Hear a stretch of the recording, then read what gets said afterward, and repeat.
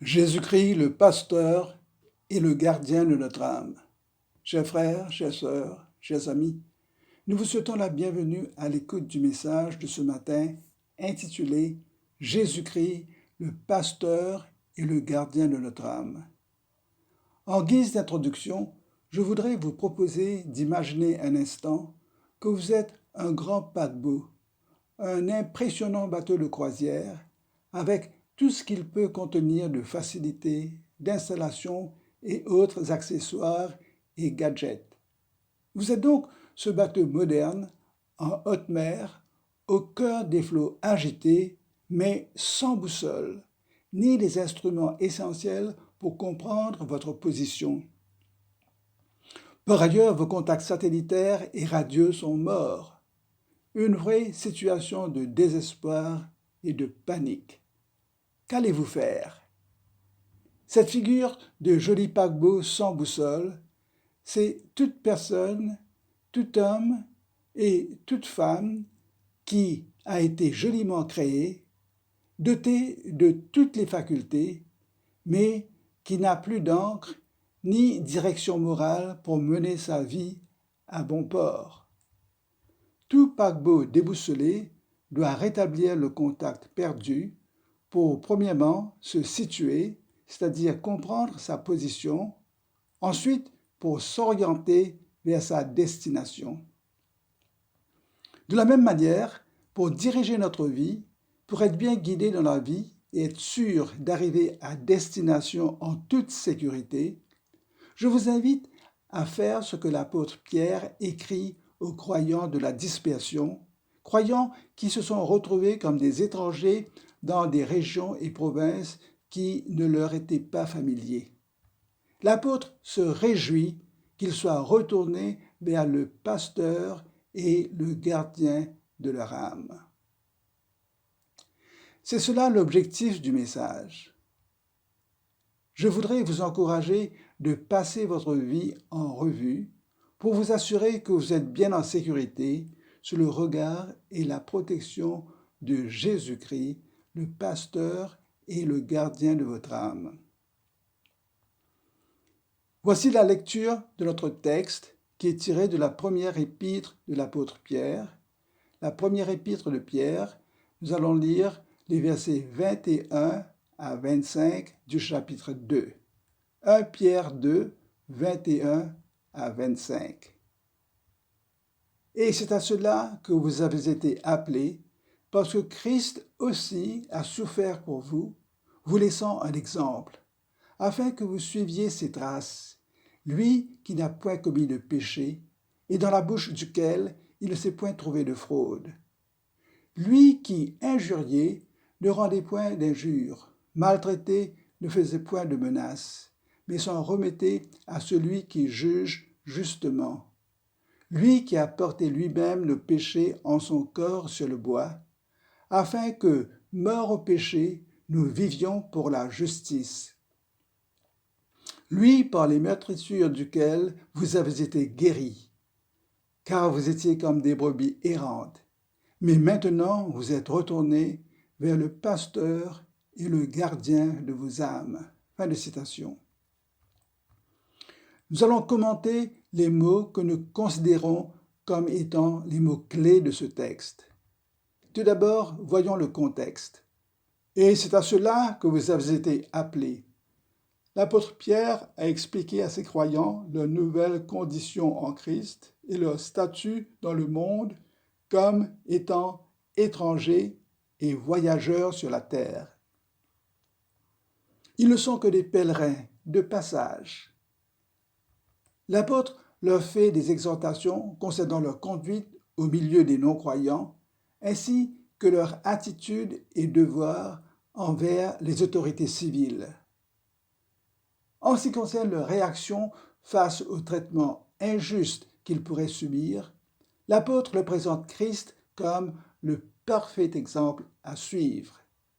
Et il enchaîne en énonçant le but de leur appel par Dieu. L'apôtre leur explique la chaîne des événements et tout le processus qui les a menés à leur restauration présente. Nous allons commencer par le premier point, la raison de leur appel. Pourquoi? À quelle fin ces croyants ont-ils été appelés par Dieu? Voici la réponse de l'apôtre. Parce que Christ a souffert pour eux. C'est une réponse qui, à première vue, pourrait nous surprendre, car nous ne percevons pas le lien direct entre l'idée d'être appelé par Dieu et le sort d'avoir à supporter des mauvais traitements et de souffrir. Ces croyants ont été appelés. En d'autres mots, ils ont été élus selon la préscience de Dieu, nous dit l'apôtre, à cause de leur reconnaissance des souffrances de Christ à leur place. Cette réponse de l'apôtre Pierre constitue le fondement de tout notre comportement comme nouvelle créature existant dans un vieux monde qui attend son renouvellement à l'avènement de Jésus. En effet, l'avènement de Christ est une réalité que notre existence présente ici-bas ne doit pas éclipser et que nous ne devons pas oublier à cause du contexte trop souvent difficile de notre vie quotidienne qui tend à absorber toute notre attention et notre énergie.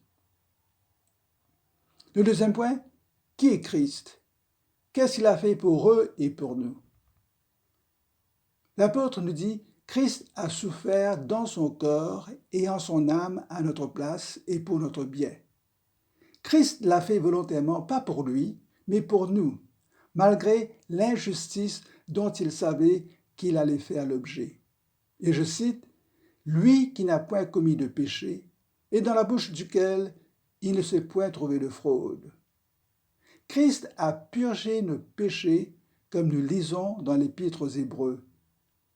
Et Jésus, qui étant le reflet de sa gloire, c'est-à-dire de la gloire de Dieu, et l'empreinte de sa personne, et soutenant toutes choses par sa parole, a fait la purification des péchés et s'est assis à la droite de la majesté divine dans les lieux très hauts. Fin de citation. Christ a souffert, mais pas à cause d'un mal qu'il aurait fait ou dit. En acte et en parole, Christ était immaculé, et pourtant il a été exposé à la souffrance. Christ a porté en son corps nos péchés pour que, premièrement, nous en soyons délivrés, et deuxièmement, pour satisfaire les exigences de la sainteté de Dieu. Christ a enlevé, Christ a ôté de nous nos péchés. Il a été le bouc émissaire qui est décrit dans le livre du Lévitique. Et je cite, « Aaron posera ses 2 mains sur la tête du bouc vivant, et il confessera sur lui toutes les iniquités des enfants d'Israël et toutes les transgressions par lesquelles ils ont péché. Aaron les mettra sur la tête du bouc, puis il le chassera dans le désert, à l'aide d'un homme qui aura cette charge. Le bouc emportera sur lui toutes les iniquités dans une terre désolée. Il sera chassé dans le désert. » Fin de citation. Les mains posées sur la tête d'un bouc, le sacrificateur confessait les péchés du peuple comme un symbole pour l'expiation. Ce rituel nous permet de comprendre comment Christ a pris sur lui tous nos péchés pour les emporter loin de la face de Dieu. Le troisième point, le résultat de l'œuvre de Jésus sur la croix. Jésus qui a porté lui-même nos péchés en son corps sur le bois, c'est-à-dire la croix. En assumant tous nos péchés et en mourant pour nous, Christ s'est offert à Dieu comme notre substitut pour subir toute la colère divine à notre place.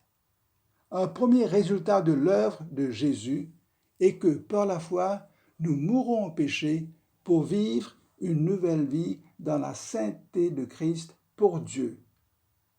L'apôtre fait bien ressortir cette transformation au verset 24 de notre texte. Ce verset parle de la guérison de notre âme. Lui, par les meurtrissures duquel vous avez été guéris. Le deuxième résultat de l'œuvre de Christ, nous passons de la mort spirituelle à la vie de la résurrection par la foi en Jésus. Ce passage de la mort à la vie est le miracle de la nouvelle naissance. Un troisième résultat de l'œuvre de Christ, à la place de nos péchés, nous jouissons des fruits produits de la souffrance de Christ. En fait, ce n'est pas un fruit, c'est toute une grappe de fruits, pour employer une expression familière. Le premier fruit, c'est notre salut.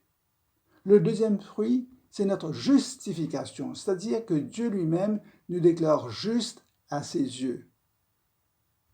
Et le troisième fruit, c'est notre sanctification qui comprend la mort au péché et une nouvelle vie en nous par l'Esprit de Jésus-Christ.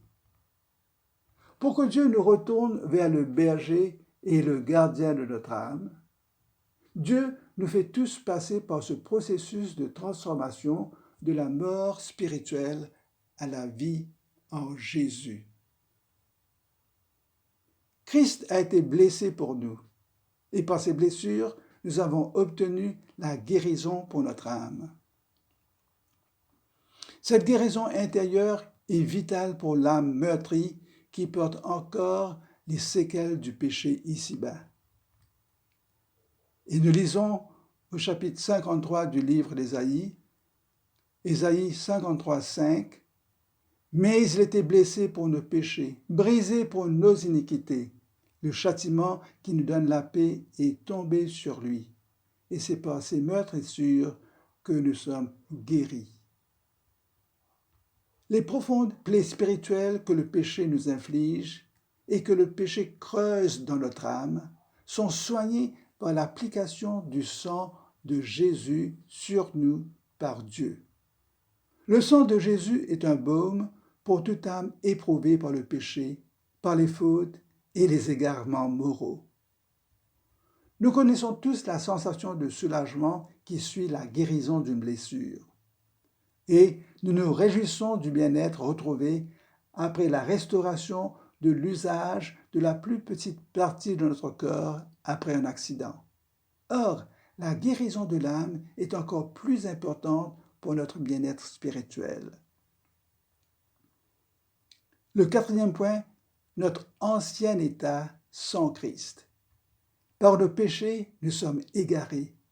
Ce sont nos propres péchés, le résultat de nos propres pensées et de nos propres actes. Personne ne nous a forcés à commettre le péché. Et nous lisons toujours dans Ésaïe, le chapitre 53, « Nous étions tous errants comme des brebis, chacun suivait sa propre voie, et l'Éternel a fait retomber sur Jésus l'iniquité de nous tous. » Chers amis, notre misère consiste en un éloignement, premièrement des pâturages, deuxièmement du berger et troisièmement de son troupeau.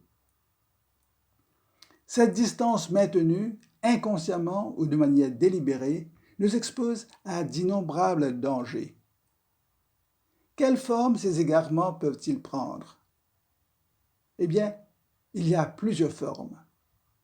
Il y a le rejet du salut gratuit et la préférence de se fier à ses propres mérites, ses bonnes œuvres et ses efforts de mortification personnelle. Deuxièmement, il y a le refus de croire en Jésus. Troisièmement, il y a la poursuite des pensées qui sont contraires à la révélation en Jésus-Christ. Il y a l'athéisme. Il y a l'adoption des croyances et des pratiques qui ne cadrent pas avec les enseignements de Christ. Il y a l'orgueil intellectuel. Il y a l'insulte contre Dieu, qui est l'équivalent d'hubris. Une définition d'hubris est donnée à la fin de la version du message en PDF.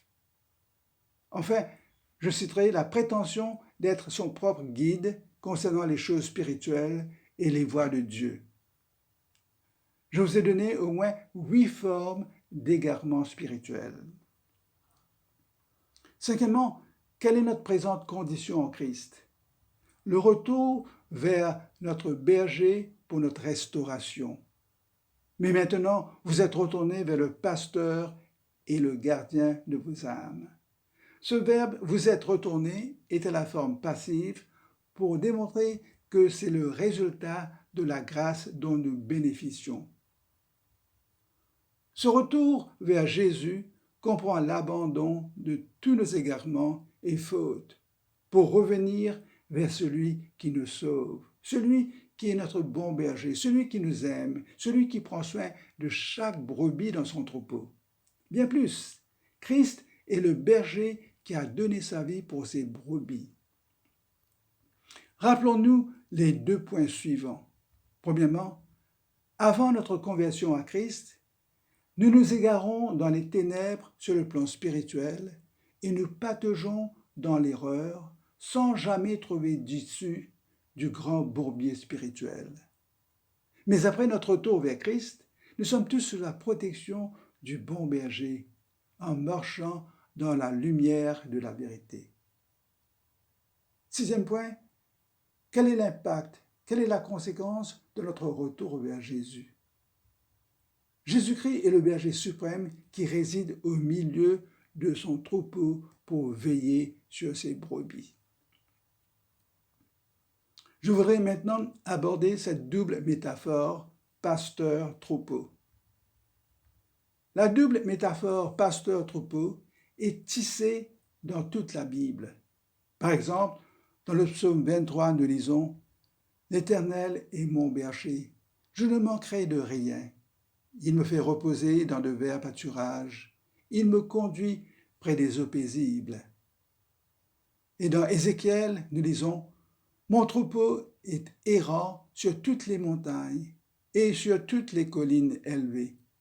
Mon troupeau est dispersé sur toute la face du pays. Nul n'en prend soin, nul ne le cherche. » Fin de citation. Malgré nos égarements, nous voyons la sollicitude, le souci constant de Dieu pour nous. Et Jésus révèle et exprime la permanence de son attention pour chacun d'entre nous dans ce texte où il décrit sa démarche pour établir le décompte de son troupeau. Je vous donne lecture de ce verset de Luc, le verset 4 du chapitre 15 de Luc, Luc 15, 4, que je cite, « Quel homme d'entre vous, s'il a 100 brebis et qu'il en perde une, ne laisse les 99 autres dans le désert pour aller après celle qui est perdue jusqu'à ce qu'il la retrouve. » Chers amis, le cœur de Dieu se porte sur nous. Il nous cherche jusqu'à ce qu'il nous trouve. Cette double métaphore trouve son expression la plus complète dans le chapitre 10 de l'évangile de Jean, où nous lisons les paroles de Jésus lui-même. Par exemple, Jean 10, 2 à 4, « Celui qui entre par la porte est le berger des brebis. Le portier lui ouvre et les brebis entendent sa voix. Il appelle par leur nom les brebis qui lui appartiennent et il les conduit dehors. Lorsqu'il a fait sortir toutes ses propres brebis, il marche devant elles et les brebis le suivent parce qu'elles connaissent sa voix. » En Jean 10, au verset 11, « Je suis le bon berger donne sa vie pour ses brebis. » Et maintenant, les versets 14 et 15, « Je connais mes brebis, et elles me connaissent, comme le Père me connaît, et comme je connais le Père. Je donne ma vie pour mes brebis. » Enfin, les versets 27 à 29, « Mes brebis entendent ma voix, je les connais et elles me suivent, et je leur donne la vie éternelle. Et elles ne périront point, et personne ne les ravira de ma main. Mon Père qui me les a donnés est plus grand que tous, et personne ne peut les ravir de la main de mon Père. » Fin de citation. Non seulement Jésus est-il le pasteur, mais il est le gardien de notre âme. Voici quelques versets qui décrivent l'âme et les sentiments qu'elle éprouve. Et je cite, « Pourquoi t'abattu mon âme, et gémis-tu au-dedans de moi? Espère en Dieu, car je le louerai encore. Il est mon salut et mon Dieu. Mon âme est abattue au-dedans de moi. Aussi, c'est à toi que je pense. Vous voyez, l'âme éprouve l'abattement et elle gémit. Une autre citation, comme une biche soupire après des courants d'eau, ainsi mon âme soupire après toi, ô Dieu. Mon âme a soif de Dieu, du Dieu vivant. Quand irai-je et paraîtrai-je devant la face de Dieu?